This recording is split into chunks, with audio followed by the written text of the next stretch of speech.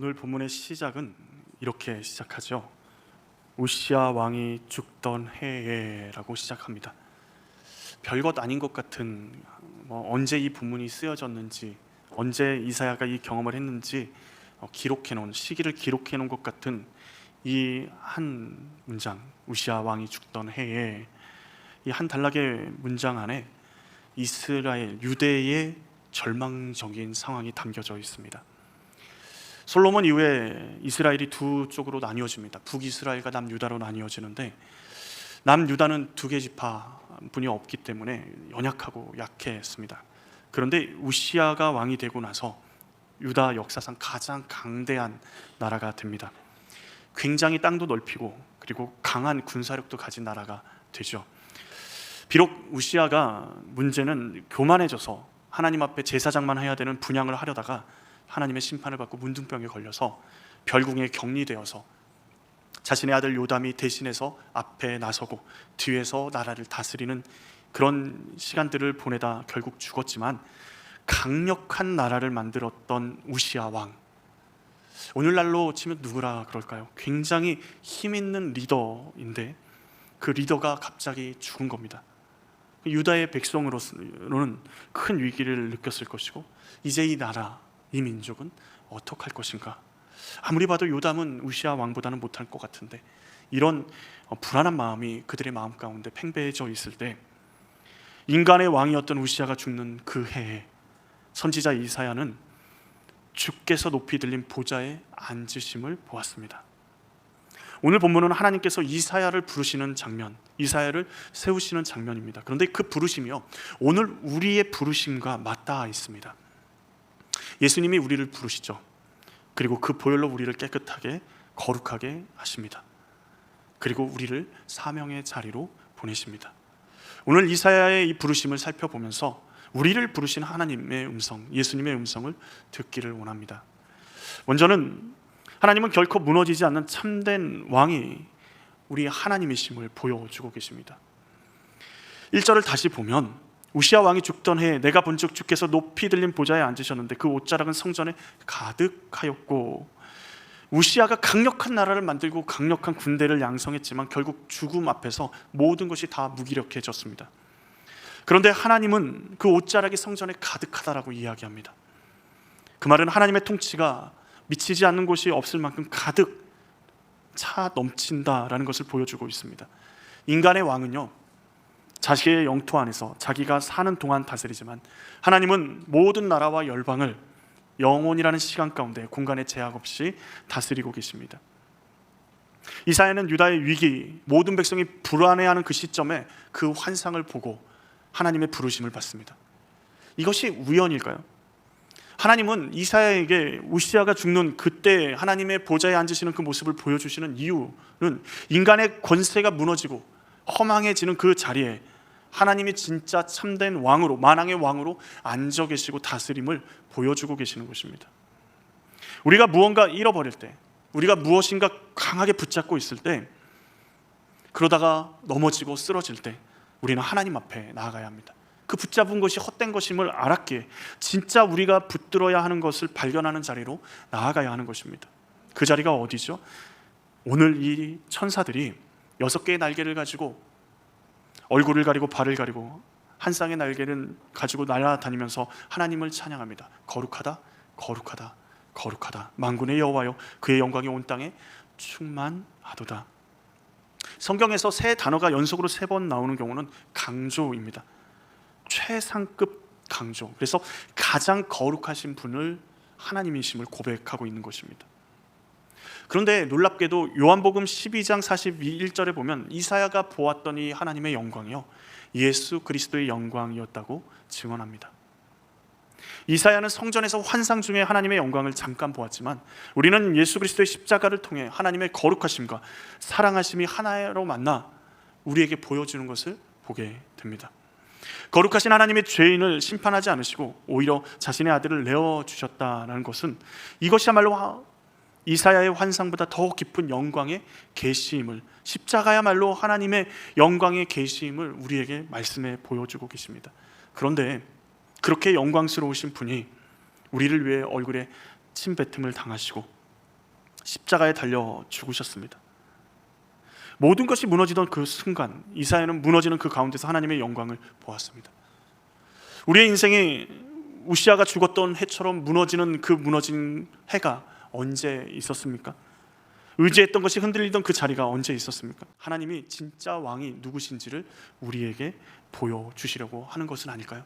우리가 붙들어야 되는 것은 무엇일까요? 우리를 위해 십자가에 달려 죽기까지 모든 아픔과 고난을 당하셨던 우리를 사랑하시는 그 예수님, 십자가를 영광스럽게 하신 예수님을 또 부활하게 하신 그 하나님을 바라봐야 되는 것은 아닐까요? 무너지는 그 자리에 하나님이 이사야를 부르셔서 하나님의 영광을 보여주셨습니다. 우리 인생에 무너지는 그 자리에서 하나님이 우리에게 예수 그리스도의 십자가를 보여주시고 주님의 부활을 보여주셨습니다. 두 번째로 하나님은 우리를 정죄하지 않으시고 오히려 은혜로 정결케 하십니다. 하나님의 거룩함을 본 이사야의 첫 반응이 무엇입니까? 화루다 나여 망하게 되었도다. 화루다 나여 망하게 되었도다 입니다. 하나님의 영광이 보여요. 하나님의 영광이 보입니다. 그러면 하나님 찬양합니다. 하나님 영광스러우시군요. 하나님 홀로 영광 받으실 만한 분이십니다. 하나님은 거룩하신 분이십니다 라고 우리가 입술로 고백해야 될 것 같은데 이사야는 뭐라고 고백합니까? 나 화로다 나여 망하게 되었도다. 나는 입술이 부정한 사람이요 나의 입술이 부정한 백성 중에 거주하면서 만군의 여호와이신 왕을 배웠음이로다. 선지자가 이런 반응을 보면 우리는 어떤 반응을 보여야 할까요? 이런 부정함, 자신의 죄, 자신의 악함을 고백하고 나오는 이사야를 하나님이 어떻게 하셨습니까? 천사 중 스랍 중에 하나가 제단에 핀 숯을 가지고 이사야가 고백했던 그 더러운 입술에 그 숯을 댑니다. 그리고 말씀하십니다. 내 악이 제하여졌고 내 죄가 사하여졌느니라. 이사야가 자기의 죄를 정결케 하기 위해서 제사를 드린 것도 아니고 하나님 앞에서 무엇인가 선한 일을 한 것도 아닙니다. 그저 하나님을 바라보고 자신의 자기 자신을 보면서 부정함을 바라보며 그것을 있는 대로 고백했을 뿐입니다. 그런데 하나님이 어떻게 하셔요? 부정하다라고 고백하는 그 입술을 제단의 숯불로 어떻게 합니까? 정결케 하십니다. 제단의 숯이 언제 나올까요? 제사를 드리고 모든 것이 끝나고 그 다음 숯이 남겠죠. 그 숯불로 거룩한 하나님의 대속의 상징인 그 숯으로 어떻게 해요? 그 입술을 거룩하게 만드십니다. 하나님께서 앞으로 주의 말씀을 선포할 이사야의 입술을 먼저 깨끗하게 하시는 것입니다. 이사야가 자신의 부정함, 자신의 거룩하지 못함, 죄성에 대해서 고백하는데 하나님은 왜 이사야를 정결케 하실까요? 그에게 죄책감을 덜어주시기 위해서 그렇게 하셨을까요? 8절에 보면 그 답이 나옵니다. 하나님께서 이사야가 정결하게 된 후에 천상의 회의에 이사야를 초청해서 보게 하십니다. 그곳 가운데 하나님이 말씀하시죠. 내가 누구를 보내며 누가 우리를 위하여 갈고, 내가 누구를 보내며 누가 우리를 위하여 갈고. 천상의 회의 가운데 방청객으로 이사야를 참여시켜 놓고 이렇게 말씀하고 계시는 겁니다. 하나님은 이사야를 죄책감에서 자유롭게 하시는 것이 결론이 아니라 하나님의 사역에 동참하게 하기 위해 준비시키셨던 것입니다. 그리스도께서 우리를 십자가의 보혈로 정결케 하신 것은 단순히 우리의 죄책감에서 우리가 벗어나게 하기 위해서 하나님이 주신 것이 아니고 죄에서 그냥 자유함을 얻고 내 마음대로 살라고 하게 하기 위해서 하나님이 우리에게 십자가를 허락하신 것이 아니라 우리로 정결케 하시고 또 하나 하나님이 우리로 하나님의 동역자를 부르시고 계시다라는 것입니다. 에베소서 2장 10절에 우리는 그가 만드신 바라 그리스도 안에서 선한 일을 위하여 지으심을 받은 자니 이는 하나님이 전에 예비하사 우리로 그 가운데서 행하게 하려 하심이니라. 우리가 그리스도 예수 안에서 지음을 받은 것은 선한 일을 하기 위함이다 라고 말씀하고 계십니다. 구원은요 종착점이 아니라 하나님의 일에 동참하는 출발점입니다. 이사야를 정결케 하는 제단의 숯불, 이 숯불은 이미 드려진 제사의 결과물이었습니다. 그러나 우리를 정결케 하는 것은 그보다 훨씬 확실한 예수 그리스도의 십자가 그리고 부활입니다. 히브리서 13장 12절에 그러므로 예수도 자기의 피로써 백성을 거룩하게 하려고 성문 밖에서 고난을 받으셨느니라 라고 기록하고 있습니다. 이사야의 입술에 숯불이 다 그를 정결케 하신 것처럼 예수님이 자신의 몸으로 우리의 죄를 씻기시고 정결케 하셨습니다. 그리고 영원한 하나님의 나라를 보게 하셨습니다. 누가 먼저죠? 예수님이 먼저이십니다. 너희가 나를 택한 것이 아니라 내가 너희를 택하여 세웠나니. 하나님이 먼저 우리를 정결케 하셨고 그 부르심도 하나님이 주도하고 계십니다. 우리가 예수님을 사랑하기 전에 예수님이 우리를 먼저 사랑하셨습니다. 그러기에 우리의 사명은 스스로 만들어내는 열심이 아니라 은혜에 대한 응답이 되는 것입니다. 세 번째로, 정결케 된 우리를 하나님은 그냥 두시지 않으시고 부르셔서 함께 일하는 사명의 자리로 세우십니다. 한 알코올 중독자가 신앙과 그리고 많은 사람들의 도움으로 그 알코올 중독에 벗어나서 굉장히 힘들어하고 괴로워하며 삶을 살았습니다. 힘들어하고 괴로워하며 사는 이유는 알코올 중독에 벗어나니까, 제정신이 되고 나니까 과거에 자신의 가족들을 힘들게 했던 것, 주변 사람들을 괴롭혔던 것, 그것들이 죄책감으로 계속해서 자신을 괴롭게 하는 겁니다. 그런데 어떤 한 상담자가 이렇게 그에게 조언을 했습니다. 당신이 회복되기를 하나님이 원하시는 이유는 지금 당신처럼 힘들어하는 누군가에게 손을 내밀 수 있는 사람이 되기를 원하시기 때문입니다. 그는 그 말을 듣고 깨닫게 됐습니다. 처음으로 깨닫게 됐어요. 자신의 회복이 목적이 있다는 거예요. 자신이 알코올 중독에 하나님의 은혜로 벗어났다는 것이 하나님의 계획하심도 있고 목적도 있다는 걸 깨닫게 되었습니다. 그리고 이후로 자신과 같이 고통을 겪는 이들을 돕는 사역에 함께 참여하는, 그리고 헌신하는 자가 되었습니다. 이사야의 정결함도 그 자신만을 위한 것이 아닙니다.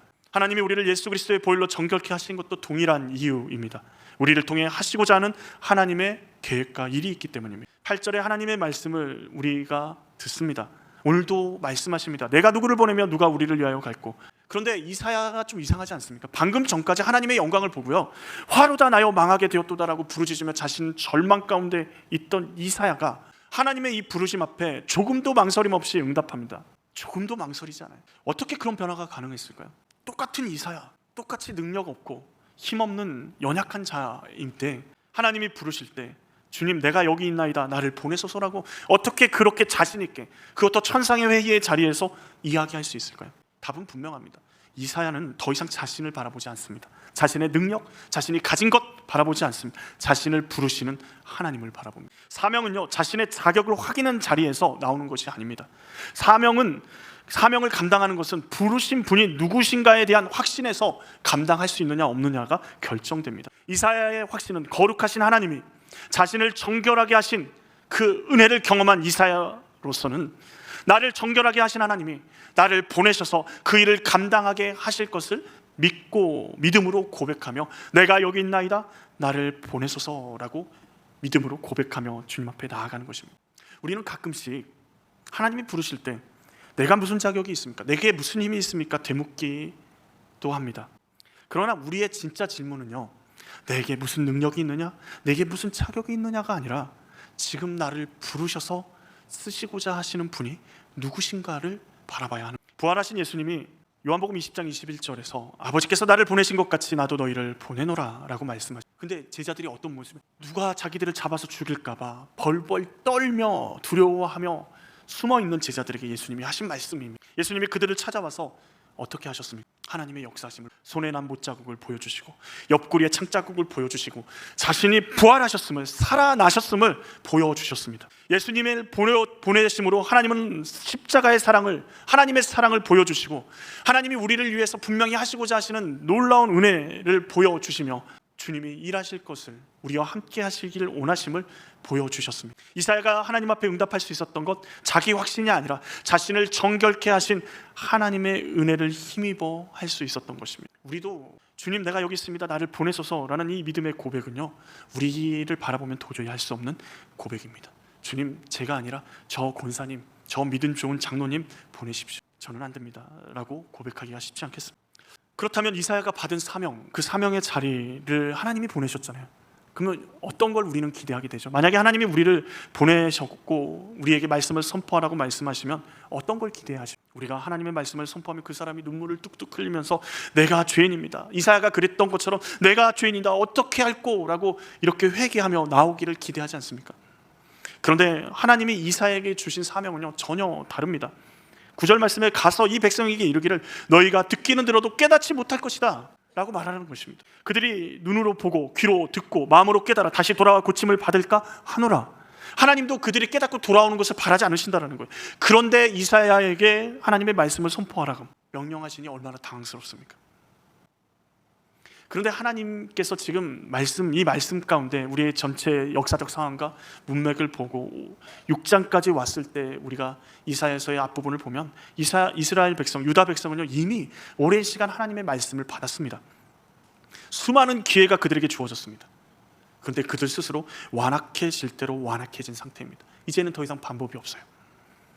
선포해도 듣지 않고 하나님을 떠나고 심지어 하나님의 이름을 빌려서 자신의 마음대로 하는 사람들이 유다 백성입니다.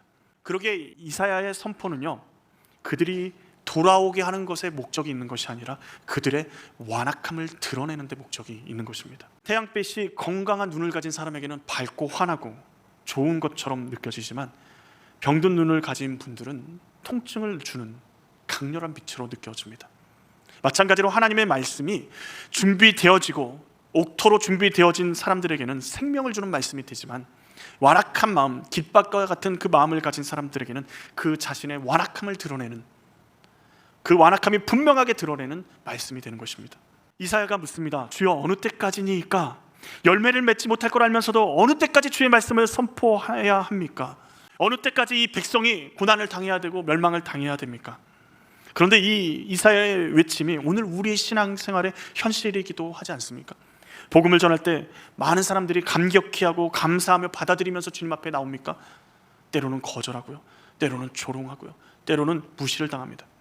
그럴 때 우리는 낙심하기가 쉽죠. 그런데 이 거절은요 예수님이 먼저 걸어가셨던 길입니다. 예수님 자신도 이 땅에 오셔서 하나님의 말씀을 선포할 때 많은 사람들이 거절하고 거부하고 그 결과가 뭡니까? 예수 그리스도를 십자가에 못 박아 죽였습니다. 철저하게 거절당하셨습니다.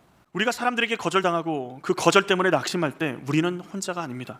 예수님은 혼자 그 길을 걸어가셨지만 우리는 예수님이 우리와 함께 그 길을 걸어가고 계십니다. 그리고 오늘 본문이 어떻게 끝납니까? 절망으로 끝나지 않습니다. 13절 말씀을 보십시오. 그 중에 10분의 1이 아직 남아있을지라도 이것도 황폐하게 될 것이나 밤나무나 상수리나무가 배임을 당하여도 그 그루터기는 남아있는 것 같이 거룩한 씨가 이 땅의 그루터기니라 하시더라. 나무가 완전히 다 베어져 버렸습니다. 밑동만 남은, 그루터기만 남은 사람들이 끝났다 라고 생각할 수밖에 없는 상황입니다. 그런데 하나님 뭐라고 말씀하세요? 그 그루터기 안에 여전히 생명이 있다라고 말씀하십니다. 시간이 지나면 그 그루터기에서 싹이 돋아나고 다시 커다란 나무를 이루게 될 것이다 라고 말씀하십니다. 모든 것이 끝난 것처럼 보이는 그 상황 가운데 하나님은 생명의 씨앗을 남겨두고 계십니다. 노아 홍수 때 노아의 가족을 남겨놓으셨고 엘리야가 오직 나만 남았습니다 라고 말할 때 어떻게 합니까? 하나님께서 바알에게 무릎을 꿇지 않는 7,000명을 남겨두셨다라고 말씀하셨습니다. 이사야도 받은 사명을 가지고 하나님의 말씀을 전합니다. 듣지 않습니다. 깨닫지 못합니다. 그래서 실패한 건가요? 아니요. 이사야의 그 깨달음, 그 선포를 통해 수백 년 후에 바벨론 포로 생활을 하는 그 이스라엘 백성, 유대 민족, 그 말씀을 읽으며 회복과 소망을 품고 궁극적으로 예수 그리스도께서 이사야의 말씀처럼 하나님의 놀라운 은혜, 우리를 회복시키시는 구원의 역사를 성취하시는 것을 보여줍니다. 이사야는 당시에는 실패한 것처럼 보여질지 모르지만 하나님의 뜻은 이루어졌습니다. 인간의 눈으로는 실패한 선지자일지 모르지만 하나님께서는 그 사명을 다 감당한 사람, 성공한 사역자라고 말씀하십니다. 말씀을 정리합니다. 우리에게 우시아와 같은, 그래서 그것이 무너져 내려버린 그때가 언제입니까? 믿었던 건강이 무너지고 의지했던 관계가 깨어지고 자신 있었던 일이 실패로 끝난 그 자리에 지금 서 계신 분도 계실지 모릅니다. 모든 것이 끝났다라고, 더 이상 붙잡을 것이 없다라고 느껴지는 순간이 언젠가 우리를 찾아올지도 모릅니다. 그러나 이사야가 그 절망의 한복판에 모든 것이 무너지는, 자신의 인생의 보좌가 완전히 무너지는 그 순간에 하나님의 보좌를 바라보며 자신을 거룩하게 하고 자신을 부르시는 하나님을 보았습니다. 놀랍게도 하나님께서 지금 그 자리에, 그 보좌에 그대로 앉아 계십니다. 그리고 그 우편에 우리 예수님이 앉으셔서 우리를 위해 중보하고 계십니다. 우리가 잃어버린 것이 무엇이든 그것이 진짜 우리 왕이 아니고 우리에게 귀중한 것이 아니고 우리의 전부가 아닌 것을 깨닫는 그 자리가 있다면 그 자리에서 하나님 보좌를 바라보며 인생의 그루터기가 아직 남아있기에, 하나님이 아직 남아 계시기에, 그 보좌에 앉아 계시기에 우리에게 생명이 있고 우리에게는 아직 희망이 있음을 깨닫고 나아가십시오. 하나님 보좌에 앉아 계시는 그 하나님을 바라볼 때 우리는 이렇게 고백할 수밖에 없습니다. 화로다 나여, 나는 죄인입니다. 나는 죽을 수밖에 없습니다. 그때 주님께서 우리에게 찾아오셔서 예수 그리스도의 십자가의 보혈로 우리를 정결케 하시고 우리로 하나님의 나라의 백성, 하나님의 자녀 되게 하십니다. 내가 너를 자녀 삼았다, 내가 너와 함께한다 라고 말씀하시는 그 말씀을 들으실 수 있을 것입니다. 그리고 주님이 우리에게 조용히 말씀하시겠죠. 내가 누구를 보내며 누가 우리를 위하여 갈고. 이 질문 앞에 망설여지십니까? 이사야는 자신의 능력이 아니라 부르시는 하나님을 바라보며 하나님 앞에 응답했습니다. 다른 거 보지 않았어요. 열매가 지금 당장 보이지 않을 수도 있습니다. 거절당하고 낙심당하는 일들이 우리 가운데 수없이 펼쳐질지도 모릅니다. 그러나 그 길은 예수님이 먼저 걸어가신 길이고 그 예수님의 십자가의 길을, 우리의 십자가를 지고 우리도 걸어갑니다. 혼자가 아니라 주님이 함께 하십니다. 우리의 순종의 걸음은 결코 헛되지 않습니다. 오늘 이 말씀을 붙잡고 우리가 같이 고백할 수 있기를 원합니다. 이사야처럼요, 내가 여기 있나이다, 나를 보내소서.